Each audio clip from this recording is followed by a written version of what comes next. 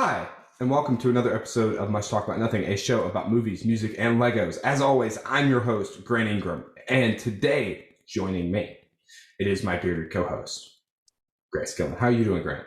I'm doing good. And joining us today is Dave Holder, who is in Australia, and he has worked with Legoland in Australia as their master designer in the past, worked with Burger, and has done some other stuff that he can't talk about. Yeah, he's been really awesome. As always, this episode is brought to you by Dark Fusion Systems. Go check them out. They were nice enough to send us these really awesome desk mats, which just look amazing. They're massive too. Like 3 feet long. They're incredible. Go check them out and let them know that we sent you if they ask. You can find them at darkfusionsystems.com. Also, should mention this episode is also brought to you by Bricker Builds. You can check out their website, brickerbuilds.com, and use our promo code MuchTalkLego for 5% off your order. It is fantastic. And you can hear Dave talk about some of the models he designed. Without further ado. So, Mr. Holder, how are you doing today? Everything going well over in Australia? Things are going great. It's currently 10:09 p.m. and for you guys it's 6:09 a.m. I think. Mm-hmm. So the day is wrapping up. Gotta love time zones. Yes, we're living in the future. I'll let you know of the good stock tips and who to bet on for the sports. Right, and if everything catches on fire, I would appreciate a heads up. Yeah. So, how did you get into like Lego designing? What was that process? For me, it was a lot of luck. I think with a lot of these types of like dream job-esque positions that people kind of like, whoa, that's so amazing that you get to do this type of stuff. For me, my kind of like Lego designing journey started when I saw an ad on Facebook 8 years ago now, wanting casual Lego builders to help build displays for in-store displays for Christmas and stuff like that, like the big ones you see in shopping centers of like big statues or big Christmas theme builds. So it was really me just responding to a help wanted ad to build Lego. And I had kind of been into Lego a little bit. I was really only just like a minifigure collector at the time because they were pretty cheap. And this was back in the days of like series 1 and 2 minifigs, like years and years and years ago. I was like, sure, I like Lego minifigs are fun. And then actually managed to get a job working with Ryan the Brickman, who's Australia's Lego certified professional, and started casually with him, and we worked on some big Christmas displays and stuff together, and that's essentially what started my journey into Lego design. That is a great, it sounds like a lot of luck, but that's just crazy. Yeah, definitely a lot of luck, but I think you can't teach attitude, but you can teach skills. So I think I went in with the right attitude, and that's what allowed me to kind of keep progressing and wanting to learn within the role, as opposed to kind of treating it like, just some casual job. It's like, cool, I'm going to get in here and learn as much as I can, and that's where it took off for me, I think. It really seems to have worked out. So you were building like these big Christmas displays. How does that kind of transfer into your work with like, I know you worked with Bricker, with like the Italian plumber statue. Yes, those good old Italian plumbers. Right, they're the best. Always up to no good. Yep. And then the I guess most recently the angry mushroom, and I'm forgetting what they called the thwomp. The angry block. Everything. Those Italian plumbers come up against a lot of angry things in their day-to-day life. Angry bombs, angry mushrooms, angry blocks. I think the next one might be an angry ghost. Who knows? Oh no. Or an angry giant turtle, something like that. See, totally. There's angry mushroom, angry block. Yep. Italian plumber. And I think the Italian Ghostbuster. So how did that kind of? I'm guessing it scaled down for like the Christmas displays. I guess in both ways. So the models that I'm doing now for Bricker and the ones that I originally started doing for myself, are smaller than the stuff that I was doing for those Christmas displays. One of the Christmas displays was a 10-meter tall Christmas tree, so made out of Duplo and absolutely huge. 250 to 300,000 parts just for this one model, and it took 7 of us about a month full time to build. So, do some quick maths, 1,000 hours minimum of work, and then all the industrial engineering that goes into even supporting a model that big. So obviously the models I'm doing myself are a lot smaller, but with something, the difference between those large scale projects and the one that I'm doing now is the ones I'm doing now I fully take on board myself, and I'm designing and creating these from scratch. Whereas when you're working with such a big project, you've got a whole team of designers who are working on those giant sculptures and giant minifig statues and all different manners of those large brick built sculptures you see in Legolands and in shopping centers. And as I said, those have a whole team of designers that work on creating them. And so with the things that I'm doing myself, I'm having to take on that process now. So while they're smaller, it's me handling most the design process from the start, and then as it kind of the project evolves, of course, I get feedback from people in Bricker or other Lego designers that I trust on their feedback and opinions, and the projects do develop a little bit, but the big difference is that I'm starting them from scratch. That is, sounds like a massive undertaking. It can be, yeah. So do you have sorry to cut you off, Graham, but do you have like a software that you use, or do you just like get pieces and just start building and designing that way? It kind of depends. The 2 models that we just released through Bricker that I worked on, the Angry Mushroom and the Angry Block, those were 2 very completely different project styles. So in terms of a software, Chris, who started Bricker Builds, he is a software engineer, and he has a piece of software that you can help to use sculpt shapes, like using Lego. So if you kind of create mushroomish shapes, you can put it through this software and it will give you a rough guide. So it doesn't tell you what to build or how to build it or adding in all those extra details. It just gives you a bit of a guide that you can follow to get the shaping correct, which is quite important when dealing with characters and stuff that are so iconic and so well known. Like, you need to kind of nail those proportions. So there is a software element used to scale them, but software is only so limiting. You then have to actually translate what you're looking at into essentially real life Lego objects. So something like the Angry Mushroom, we would use a software to get some rough modeling. However, the Angry Block model was complete from scratch because it's not really a studs up type model that's kind of follows that traditional Legoland, large sculpture thing of mainly just bricks. This one was kind of just built from the ground up with like a lot of slopes and decorative pieces. There's pretty much not a single stud on the model except for at the top. So 2 very different processes. It just kind of depends on what model I'm working on. Same process with the Master Sword model that we've released through Bricker as well. That was just look at some reference images and then just start. Yeah. That's just really cool. I didn't realize that you guys had like your own specialized software for that, like the shaping. Yeah. So Chris. Oh, sorry, I didn't mean to cut you off. Oh, I was just gonna say that's like really impressive. Just that he was able to do that. Yeah, there are a couple of ones that kind of exist. A lot of them actually started to come about when Minecraft really became very popular.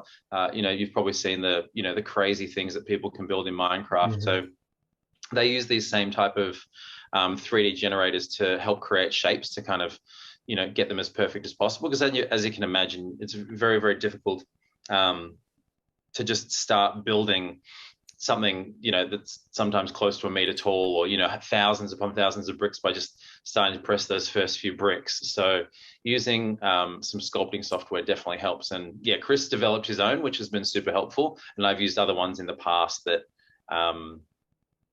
are all relatively similar, but because Chris from Brick had designed his own, we use that one now.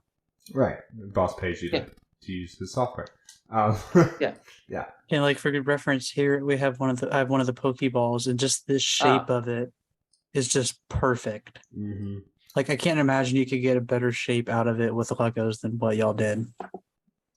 We tried. So the Pokeball we didn't use any software or anything for. That was just a free build essentially, using that snot ball technique. So once you've kind of got that snot ball technique down, you can translate it multiple ways to Pokeballs or like lots of spherical shapes that people use in their Lego builds. Yeah. So you actually designed the Pokeball, correct? Yeah.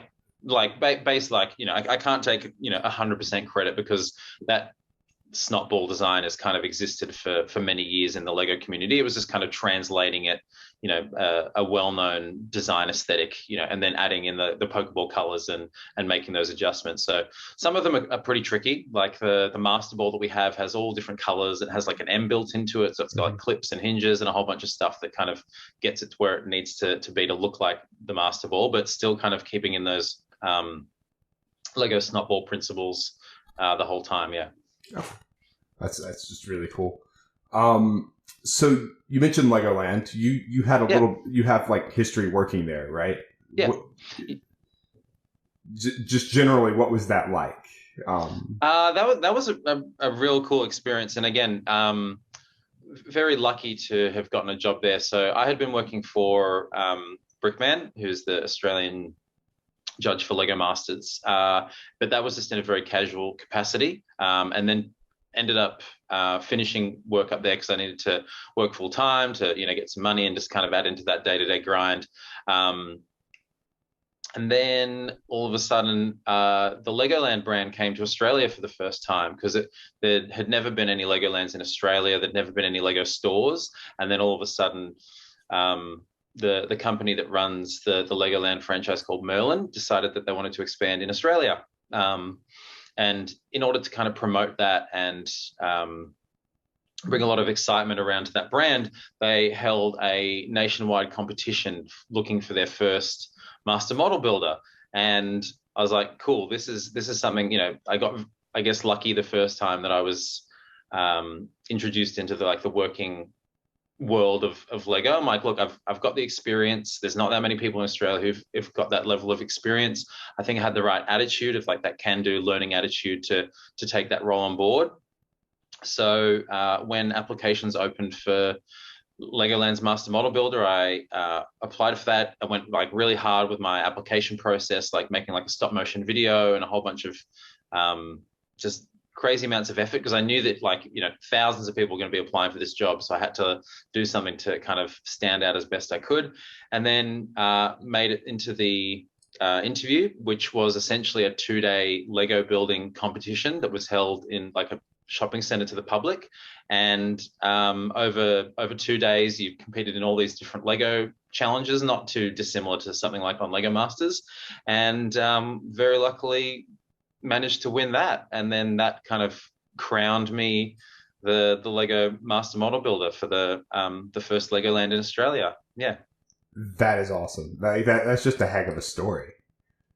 Yeah, it was quite surreal actually, because I knew that there were going to be some incredibly talented builders there, and probably people, honestly, who were better than me at the time. But I think the thing that I really brought was a combination of, I guess, a level of skill, but also an attitude of wanting to kind of come in and really own that position. Because first in Australia, the Legoland brand had not been around in Australia before. I know that you guys got your theme parks in Florida and California, and you got Lego stores everywhere. Lego, until that launched in Melbourne in 2017, there wasn't a single Lego store in the whole of Australia. You can buy Lego at places like Target and Kmart, but it was never that kind of that core brand that you would see in shopping centers. So it was really, really, really a big change for the company. So it was really quite exciting. It was really cool to be kind of a part of the way that brand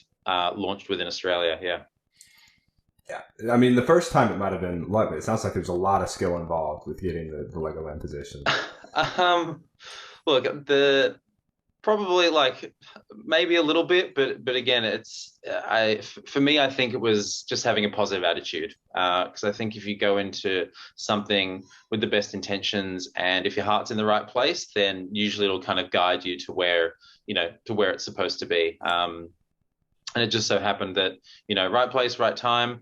It was a difficult decision actually because I was not actually going to enter the competition because I was playing in a band at the time and we're actually on tour right in the middle of when this competition was being held and I was in another state and I didn't want to cancel this show.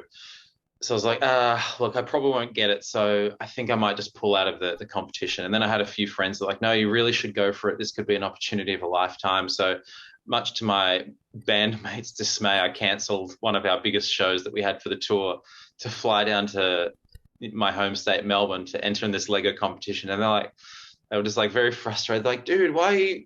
No, you're leaving us high and dry. We've got this massive show, and but it all paid off in the end. So luckily, that would have been really really pissed off if I had not won. So they were slightly redeemed. Yeah, at least now you can look back and go, well, I won it. Yeah. It was quite good for me. I guess it kind of really shifted my like career path, I guess. Working casually, building Christmas displays is one thing. Going to, a master model builder position at a Legoland is much different. What does that entail, like being a master model builder? Are you designing everything, or how does that work? It's pretty layered. I guess one thing is that it's not simply just building every single day. Like you don't go to work and you just build all the time. In essence, the position is more of like a brand ambassador for the Legoland brand in the state that you are in. So a lot of things that I would do were like TV appearances for kids shows or for things like news crosses, or if there was some kind of Lego event happening, like a big expo or an anniversary or the launch of a big product. Lego is always popular in school holidays and things like that. So you kind of do little media crosses of fun things to do for kids in the school holidays, running events.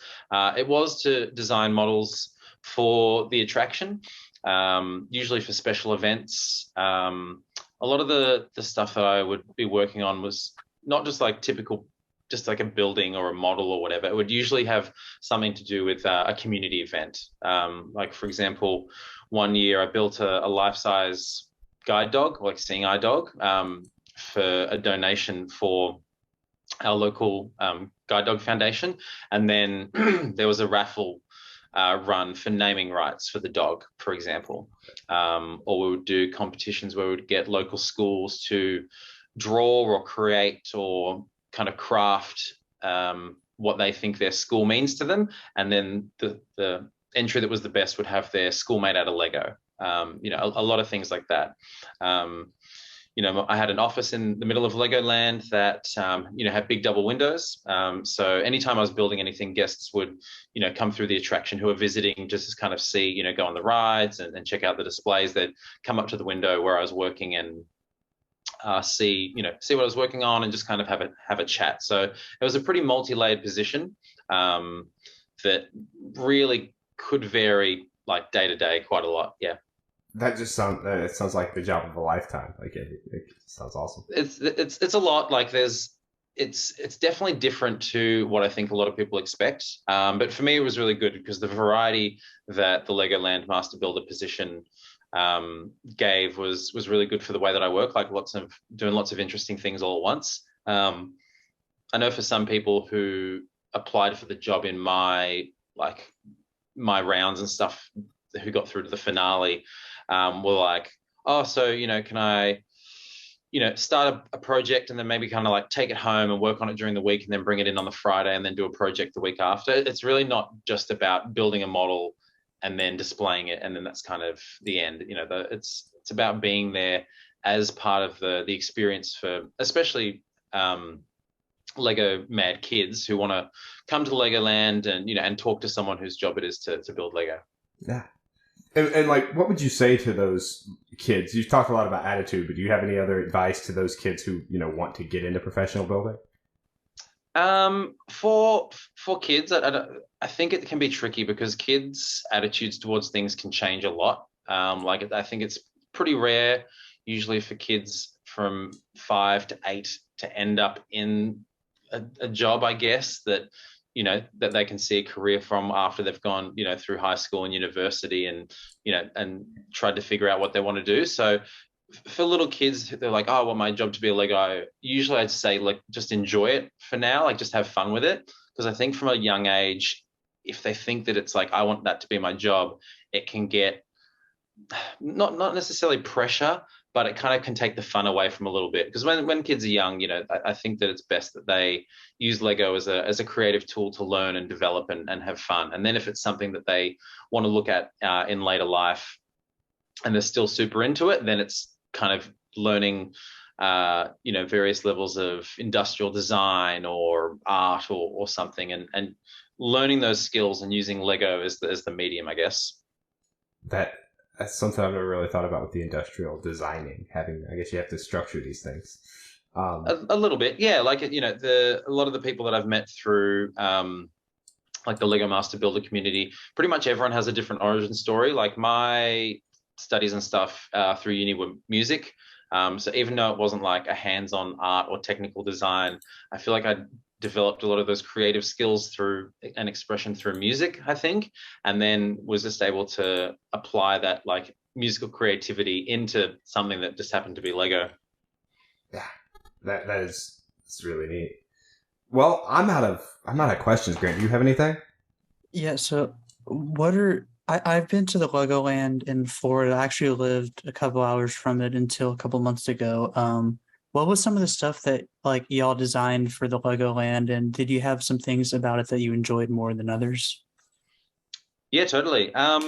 The with the big theme parks, they have a huge model team. Like they sometimes have up to like 10 or 12 employees and of varying levels. So, you'll have senior designers, and then you'll have junior builders and things like that. So most people that come in often are given, I guess, not instructions, but like design schematics of builds that they need to create, and then they'll have a lead designer actually managing like what they're building and those expectations, because it does take quite a long time to learn how to build to like a Legoland standard, I guess. Like there's a very specific style. Like when you go to all the different Legolands, you kind of, even though all the buildings are different, they have like a similar theme to them. So it does take time, I guess, to definitely find your footing and figure out how to do that. And then as you get more experienced, you get more models that it's like, hey, we need you to design this. We trust that you now have the skills to design X building or X model or a particular display piece, for example. So for me, when I first started Legoland, like the big displays and stuff had all been done by the model teams overseas. Like obviously it's a huge undertaking. It's like 1,500 hours of building, and a million plus bricks, 3 million bricks or something like that, in these huge displays that they have in the Legoland. So me coming in, like all happy-go-lucky, I'm like, yeah, let's do this. And like the buildings are already kind of there, but you help. My first introduction to that Legoland was helping to install all the buildings. So like, we're going to teach you how to actually, once a huge Lego model is built, how do you install it? Like, through, sometimes they have metal supports, or they might, need to be glued, or all manner of different things that happen to make Lego kind of work in like a practical display sense. So you kind of, it's a slow introduction, and I kind of would often say that it was very similar to going to like Lego University for me. Like you've got an idea of what you're going to learn, and you kind of have the attitude, and you're super excited. You're like, yeah, I got into this course that I know a lot about, but I want to learn so much more. So over the 3 years that I was there, that was me essentially going to Lego University and learning as much as I possibly could. Yeah, and I imagine that the industrial design comes in more when you get to that scale of how do we have these million-piece models, and how do we support them and make it look correct, versus a Pokeball where you don't necessarily need much industrial design to keep a Pokeball together. Yeah, luckily it's something that a lot of people can learn while they're doing the job, I guess. Like you don't need to sorry. Um just getting a bit late, you know. You don't need to necessarily have all of those skills when you go into the role, but it's something that you are introduced to over time, mainly through just practical on-job experience. But usually the people who do end up in these positions have, I guess, the creative minds that they can pick up these types of things quite quickly. So luckily for me, a lot of it started to make sense very quickly on, how you support builds and how you make them, and Lego going to let together, clicking in, you just have to extrapolate that out a little bit, and it's like, cool, now I'm using some metal frameworks, or building things on a much bigger scale, or I need to put these types of supports in this build to to transport it around for a raffle or some kind of exhibition. So a lot of that you can learn over time, and that's why I think I was kind of lucky, because I had the attitude to want to go in and learn all of this stuff, and it just happened to be that Lego was the catalyst to push all that forward. That's incredible. So would you say you've graduated Lego University at this point?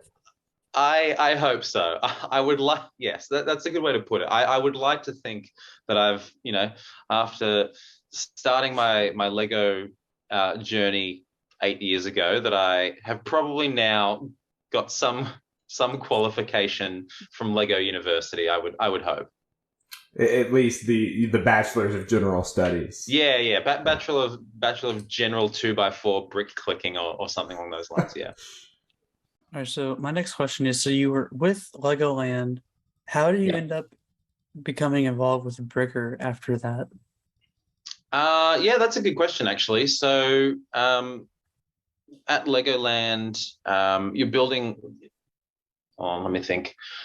You're building these like large scale models, which is something that does take quite a long time to develop experience and stuff in.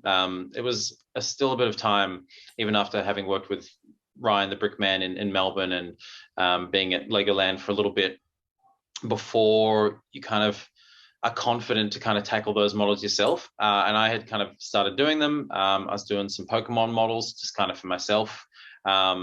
And I saw that Chris, who started Bricker, and another guy, Adam, had been posting some photos on Instagram and stuff. And, they've got a massive response, like rightly so, because the models and stuff they were working on were really quite awesome.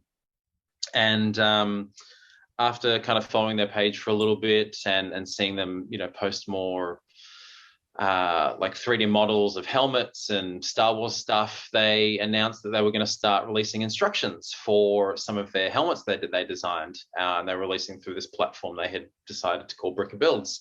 And I just sent them a message one day. I was like, hey, I noticed that you're doing these life-size Lego sculptures that are very similar to the ones from Legoland. I've actually been working at Legoland and, have some models that I think that I could help work with and put up on the platform. And then after a little bit of kind of like talking on like Instagram, and then doing some Zoom calls and Discord chats and things like that, we decided to move forward and add some of the models that I had been working on to the platform, which initially was the Pikachu model, and had a massive, a very welcome introduction and launch on the Bricker page, and then it kind of just like kept developing from there. So originally we were kind of like developing models separately, but then as all good partnerships are, very strong collaboration process, and then we would all work together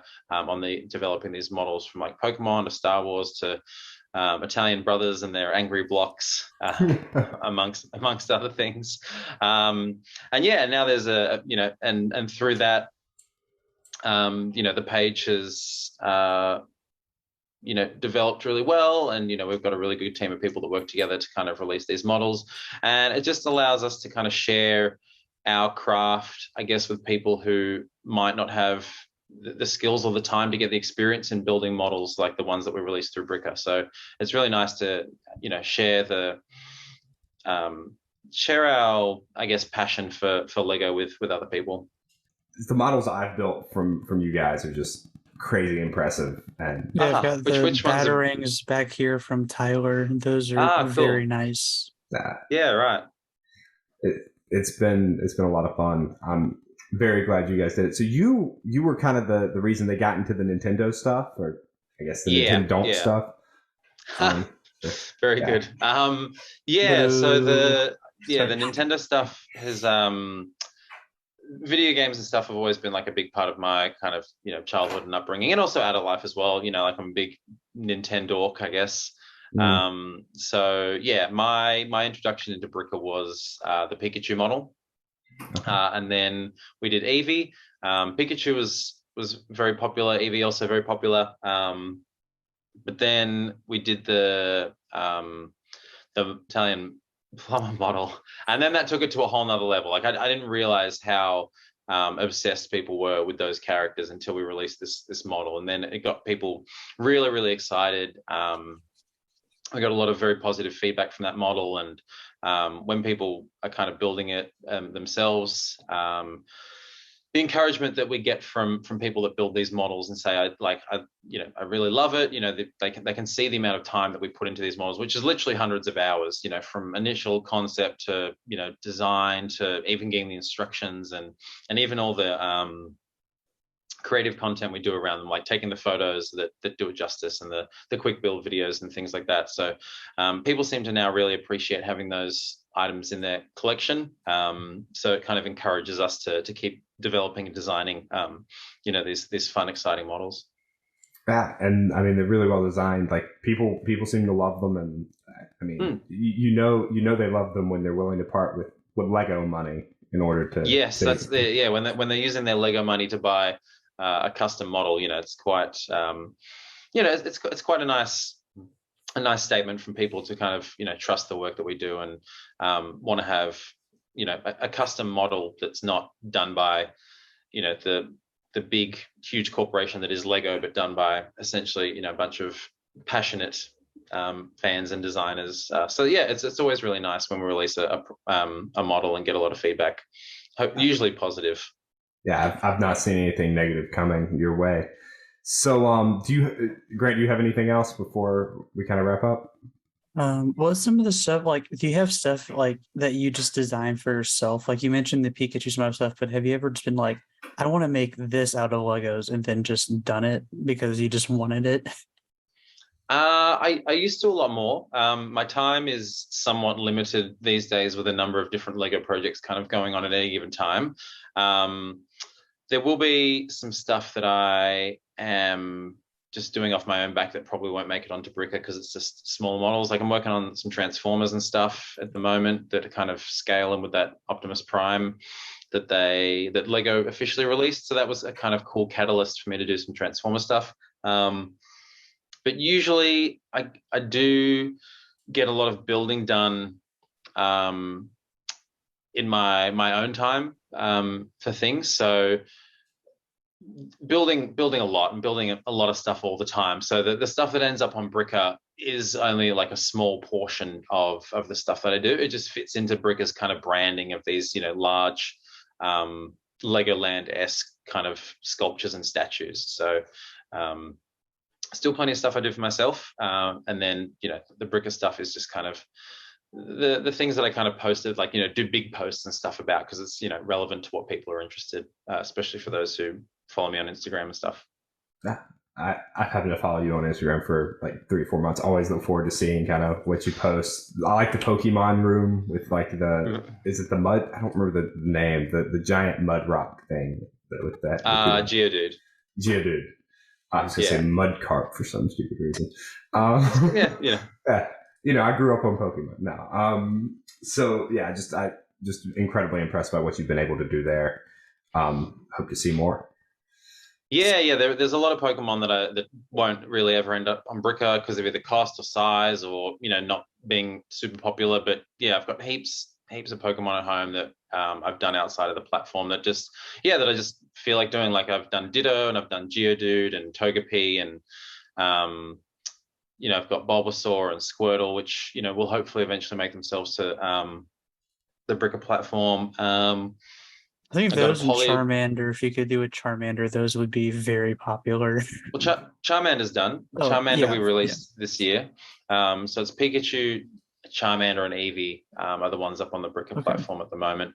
And then I've got a bunch of others that, yeah, if I get a big quantity of bricks, I just kind of, build them for myself. And what else we got? Like a Cubone and a Diglett, like, just bits and pieces that, if I get some inspiration, I kind of not throw them together because they take a very long time to design and build. But yeah, there is a lot of stuff that I do just for myself. Yeah. That is really awesome. Well, do you have anything you'd like to plug while we're here? I guess always, Instagram is great for people who are in the Lego community because it's very visual. It's got like a lot of very easy share functions, and I'm not always about like having to try and do the hard sell, but I enjoy doing the social media posts and enjoy sharing the stuff that I do. So if people enjoy it as well, those follows are always appreciated, I guess, to help build that community, not just for myself, but just the Lego community and stuff in general. And just like this chat I'm having with you guys, it just kind of came from a Instagram message, and connecting with like-minded people all around the world is kind of the best thing you can get out of these social media platforms, and having a fun time, and using as a great platform to share your social interests with other like-minded people around the world. Yeah. So what's your handle there? It is very simple. It's my name, which is just Dave_Holder_. Awesome. And yeah, everybody give him a follow there, and make sure to check out his work with Bricker Builds and use our code. So thank you so much to Mr. Holder for coming on. It was an absolute pleasure. Grant, where can the people follow you? I have an Instagram. I'm not on it, but if you follow me, it's Grant_Skilland. You can see my name in the bottom corner and how to spell it. If you send me a follow request, I'll eventually say yes when I get back on Instagram. Yep. In the meantime, you can follow him off cliffs. He does that a lot. You can follow me at the Ran Ingram everywhere. I'm not on Twitter much, but it does exist. And then you can follow us at Much Talk About Nothing on Instagram and at MTAN Podcast on Twitter. Go give Dave a follow at Dave_Holder_. He is a lot of fun on Instagram. He does a lot of stuff. It's really cool. And if you're going to go buy from Bricker Builds, make sure to use our promo code MuchTalkLego for 5% off your order, and it lets them know that we sent you. And go check out Dark Fusion LLC or Dark Fusion Systems. Rather, as always, they are fantastic, and everything they've got is super high quality and made in the USA. So, without further ado, for Dave and Grant, I've been Grant, and we will see you next week.